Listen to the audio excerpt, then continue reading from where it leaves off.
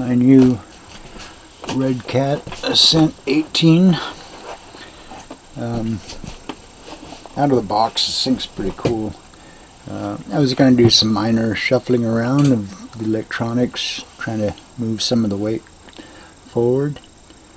Receiver up forward, try to do something with the battery.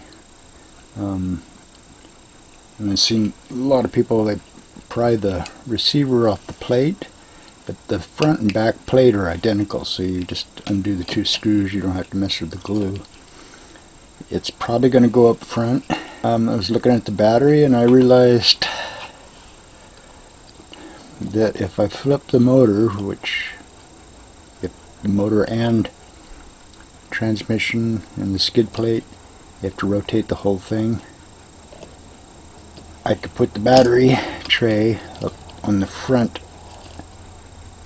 with the battery like 44 grams. You are losing a little bit because it's pushing the weight of the motor to the back, but because it's further forward on the frame, not all of that weight is getting transferred to the back. Maybe just the weight of the motor, which I haven't taken apart to weigh, but I figured it was worth getting the battery up front, tidy up some of this. To get it off, pull the shocks, pull the side plate, the boat skids, everything will come loose except the bottom links, and you pull those off. I'm pretty sure putting it back together, set the skid plate in there, that you could get to the bottom links without having to try to manipulate this whole thing. So putting it back together, do the upper links, and we're going to move them to the upper hole on the skid plate, to mostly, at least in the back, because I want to rotate the axle just a little bit, which I think it will, but I mean it's probably almost immeasurable because it does lean down a little bit. I don't know how much of this is showing and how much of my hands are in the way, but there's ample room for this tray to sit there. I'll have to drill one hole here someplace for one of these holes. I don't think once it's in there, I don't think it'll be able to rotate because it's going to be up against this. I'm going to trim a little bit off of this, and the only reason we're using this box is just for attaching the Velcro. Could use like this tray mounted in there somehow, just something to Velcro or something, I don't know. Details. The only thing I don't know about doing this is it is going to shift the weight of the battery further forward. I don't know about the torque twist. If moving the battery, the motor to the back, what effect that has on torque twist. I know on a lot of 10th scale we used to rotate the motors to help with the torque twist, so I don't know if this is going to negatively affect it or not. You know, if it seems to be worse even with the weight shifted all forward, I can put it back. On these little plates, I'm going to take this one and cut it in half, probably trim it, just to make a spacer between the top of the rails. This one will have the receiver tray, so I don't think it's needed. If I had some tubing, which I don't, I would just make a cross brace. The frame does flex a little bit. It's aluminum. Getting this back together, it's just, you got so many floppy pieces, but once all the links are attached, to get the drive lines back on, just leave the shocks off, and then you can pull this down enough to re-engage the drive lines. The drive lines on the motor, the outputs are the same length. The difference in length is in the part that's attached to axles, so we're not going to be affecting any of that. And so far, it looks like everything's symmetrical, so it shouldn't be an issue with the link lengths. Down the road, I'm going to be changing all these plastic to something else and probably get high clearance ones just for the heck of it, even though I don't really think this needs it.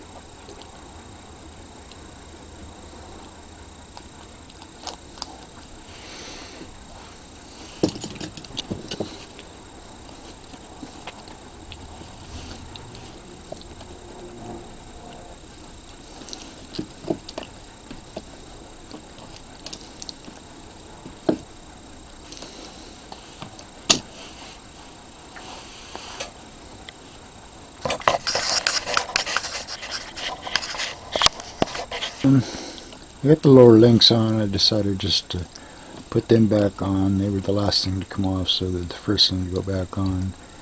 Not counting the boat skid screws that go through to the other links. But just be aware that those 4 screws holding the lower links are longer. From the top hole to the bottom hole, back and forth.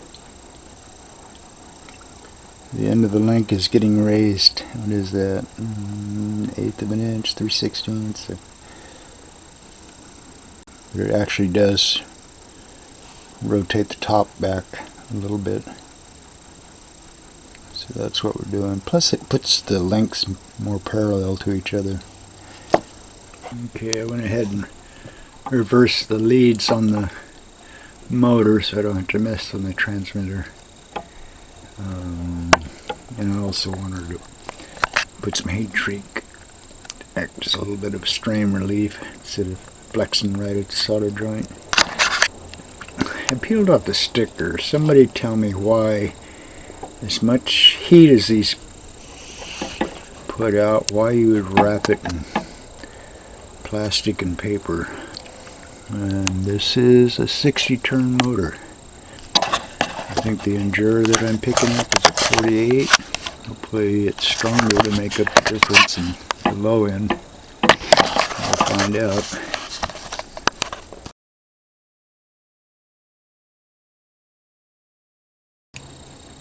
After getting the bottom links attached to the trans cover, I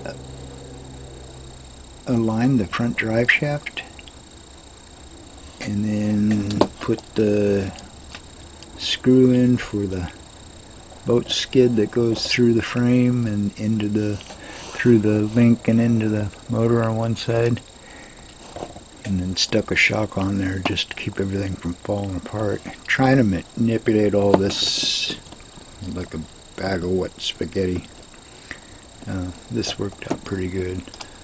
So now I'll align the back drive shaft, get in a screw, and be home free. Okay, got it back together. A little tedious. The battery tray, in order to get it in there, just ended up tighter than I thought. I trimmed a little bit of the back here where it fits down into the motor. You get the top in, and then it snaps down in there. I'll have to still have to drill a hole. It ain't coming out, but it could flip forward. I need to drill a hole. And in the battery, it's snug. Yeah, but once it's in there, it's pretty nice. The issue I'm having, which I least expected, because everybody and their brother does it, is moving the receiver up to the front. It holds the body up.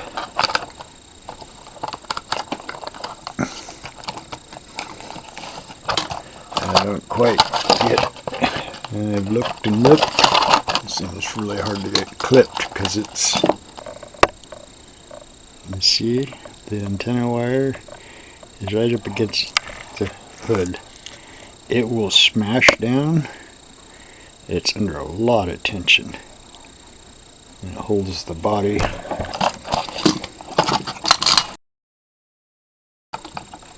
mean, it's, can make it work, but it's really snug.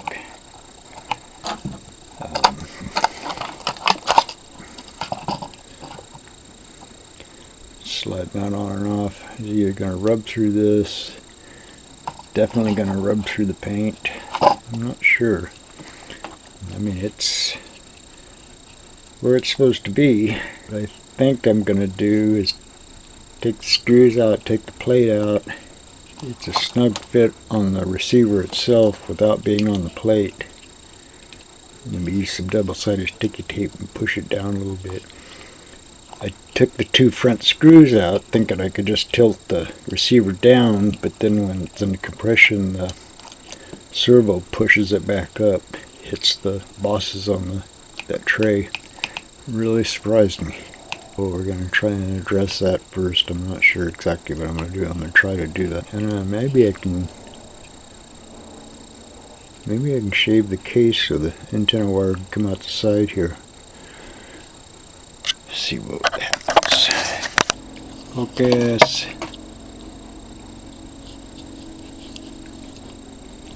Anyway, I popped the case open and filed a little slot so the antenna wire can come out the side.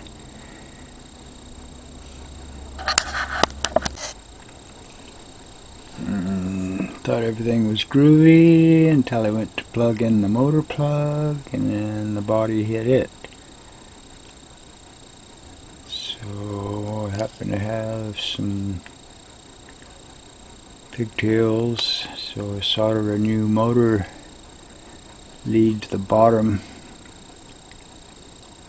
so I don't have to plug in the top. I just plug into this. Typically, I would assume the issue is on my end, but that's where the plate sits, that's where the box sits, the body is fixed, it goes in this slot.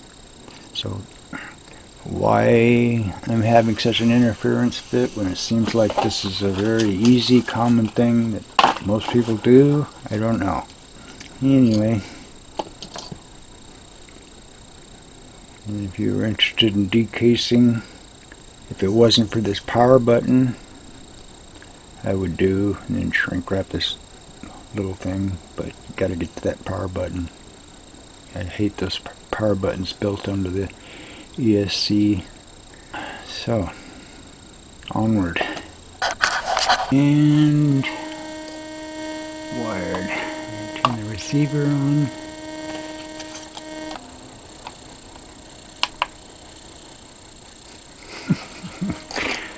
That's pretty funny. The button's close enough on the receiver that flex the hood and I can turn it on and off.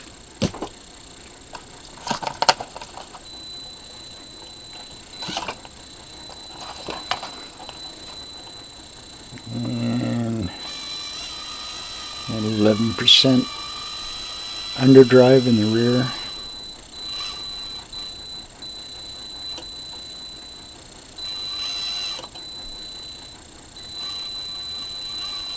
One revolution on the front,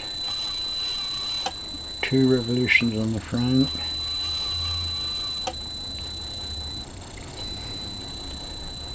Anyway.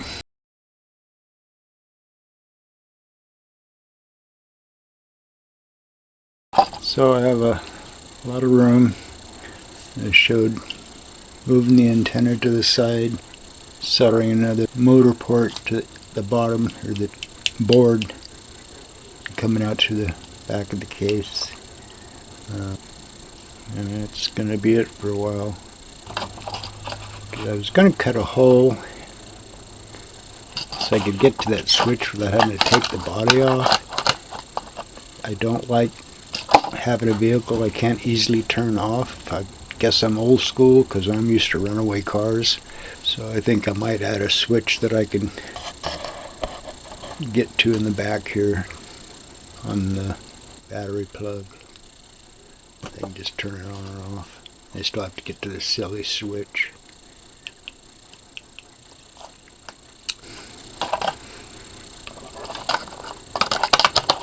I'm going to charge the battery and see if it climbs any better.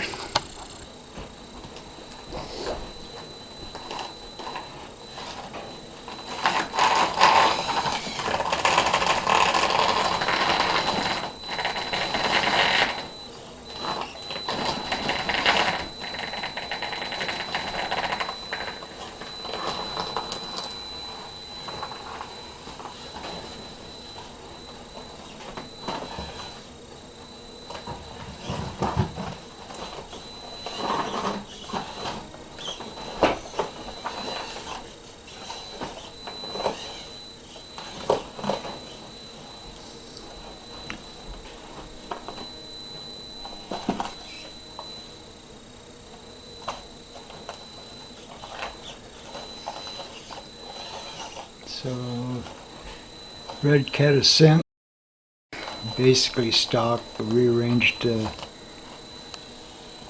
electronics, reverse the motor, move the battery up. Whoa!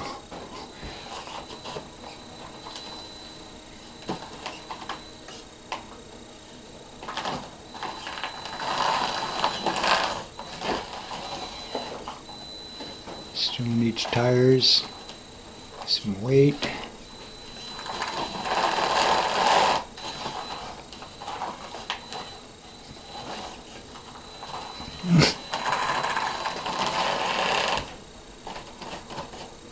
And this is all painted. It's kind of slick. These tires, I don't know, they just don't have a lot of grip.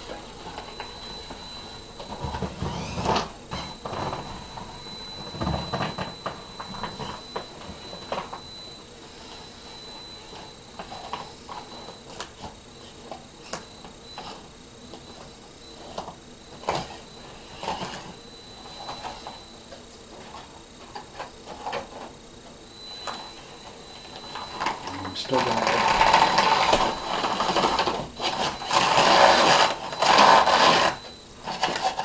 sand to the course.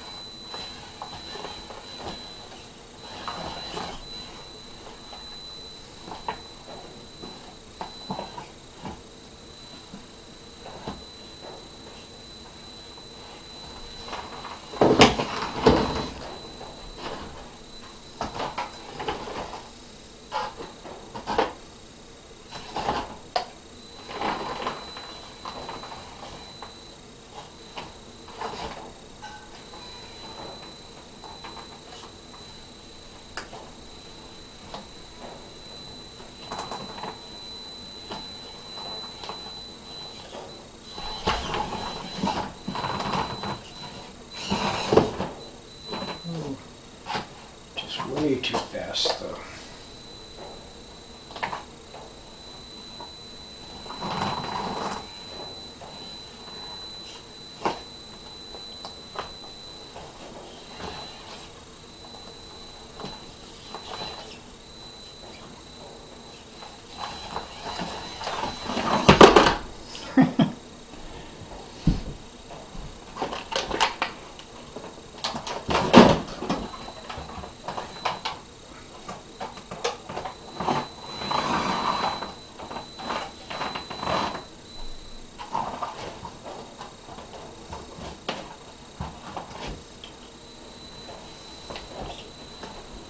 I don't know how much weight it would take to actually make these tires work.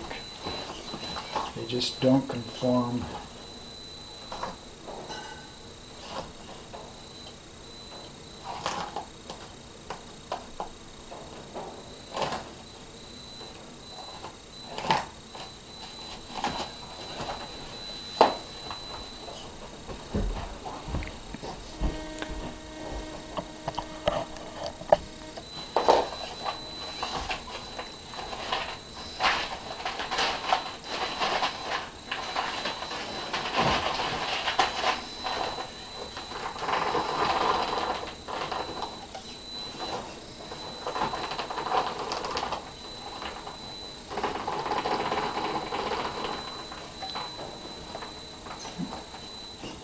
I really don't notice a whole lot of difference with that weight shuffled.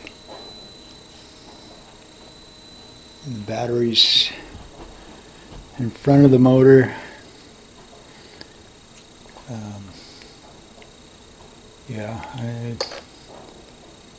It just needs weight. I just did what I could. That didn't cost anything. And tires would be. I should pull set off something else just to see.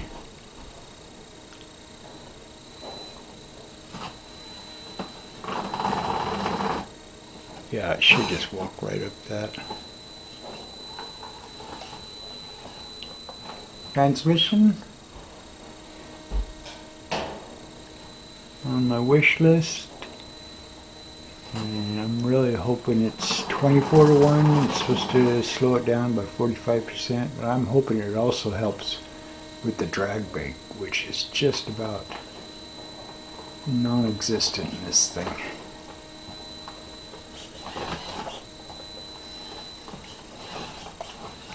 It is ring and pinion now, and I'm kind of used to the worm drive.